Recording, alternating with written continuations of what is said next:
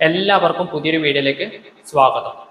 കണ്ടക ശനി കൊണ്ടേ പോകൂ എന്ന് നമ്മുടെ ജീവിതത്തിൽ എപ്പോഴെങ്കിലും ആയിട്ട് കേൾക്കാത്തവര് വളരെ ചുരുക്കമായിരിക്കും.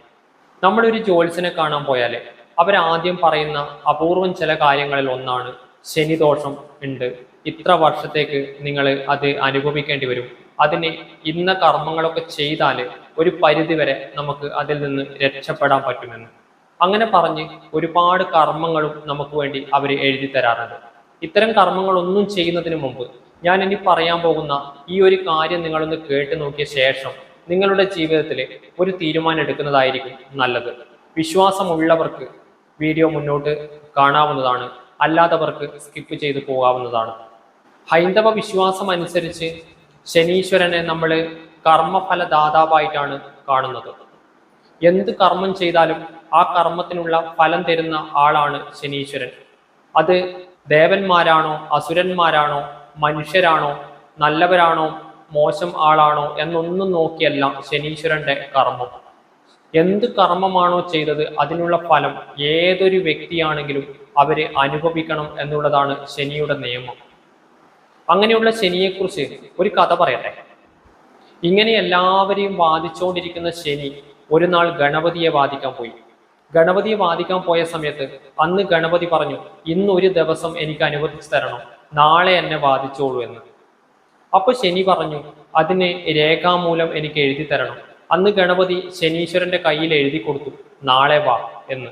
നാളെ വാ എന്ന് എഴുതി കൊടുത്ത ആ എഴുത്തുമായി ശനി ഗണപതിയിൽ നിന്ന് അകന്നുപോയി. പിറ്റന്നാൾ വീണ്ടും ശനി ഗണപതിയെ ബാധിക്കാൻ വന്നപ്പോൾ ഗണപതി ചോദിച്ചു, എന്തേ വന്നത്? അപ്പോൾ ശനീശ്വരൻ പറഞ്ഞു, നിന്നെ ബാധിക്കാൻ വന്നതാണ്. എപ്പോ വരാനാണ് പറഞ്ഞതെന്ന് ചോദിച്ചപ്പോൾ ശനി കൈ നോക്കി, നാളെ വാ എന്നാണ് പറഞ്ഞത്. അപ്പോൾ ഗണപതി പറഞ്ഞു, ശരി, നാളെ വാ. ശനീശ്വരൻ അന്നും തിരികെ പോയി. പിറ്റന്നാൾ വീണ്ടും വന്നു. അപ്പോഴും ഗണപതി ചോദിച്ചപ്പോൾ ഈ എഴുത്ത് നോക്കിയപ്പോൾ മനസ്സിലായി, നാളെ വാ എന്നാണ് പറഞ്ഞത്. അന്നും ശനി തിരിച്ചുപോയി. അങ്ങനെ 4-5 പ്രാവശ്യം ആവർത്തിച്ചപ്പോഴാണ് ശനിക്ക് മനസ്സിലായത് ഗണപതി ചെയ്ത പണിയുടെ ആഴം എത്ര വലുതായിരുന്നു. ഇതുപോലെയാണ് നമ്മുടെ ജീവിതത്തിൽ പലപ്പോഴും പല പ്രശ്നങ്ങളിലും നമ്മൾ ചെന്ന് ചാടുന്നത്. ഈ ശനീശ്വരന്റെ കഥയിൽ നിന്ന് നമുക്ക് പഠിക്കാവുന്ന 2 പാഠമുണ്ട്.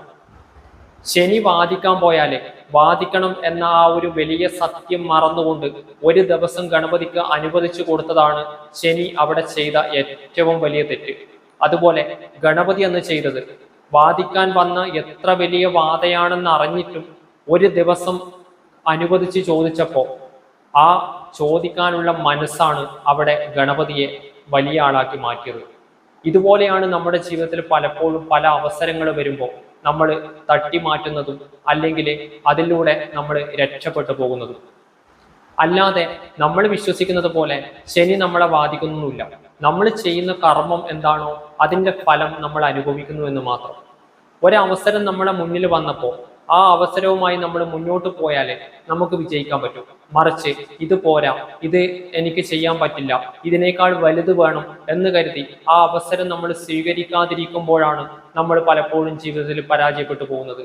അങ്ങനെ പരാജയപ്പെട്ടു പോയപ്പോഴാണ് അന്ധവിശ്വാസത്തിന്റെ പേരിൽ നമ്മൾ പലപ്പോഴും ജ്യോത്സ്യന്മാരെ കാണാൻ പോയി അവരുടെ ഉപദേശങ്ങൾ തേടി പലതരത്തിലുള്ള വേണ്ടുന്നതും വേണ്ടാത്തതുമായ അനാചാരങ്ങൾക്ക് പിന്നാലെ പോയി ഒരുപാട് സമ്പത്ത് നമ്മൾ നഷ്ടപ്പെടുത്തുന്നത്.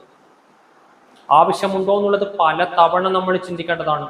എപ്പോഴും ഞാൻ പല വീഡിയോയിലും പറയുന്നത് പോലെ നമ്മുടെ വിശ്വാസം എന്ന് പറയുന്നത് സാമ്പത്തികമായും മാനസികമായും ശാരീരികമായും നമുക്ക് ഗുണം ചെയ്യുന്നതാണെങ്കിൽ അത്തരം വിശ്വാസങ്ങൾ നല്ലതാണ്. മറിച്ചാണെങ്കിൽ പല തവണ ആലോചിച്ച ശേഷം മാത്രമേ നമ്മൾ ഇത്തരം വിശ്വാസത്തിന്റെ പിന്നാലെ പോകാൻ പാടുള്ളൂ. നിങ്ങളുടെ ചിന്തക്ക് വിടുന്നു. മറ്റൊരു വിഷയവുമായി മറ്റൊരു വീഡിയോയിൽ വീണ്ടും കാണാം. അതുവരെയുള്ള നിമിഷങ്ങൾ നിങ്ങൾക്ക് ശുഭമായിരിക്കട്ടെ.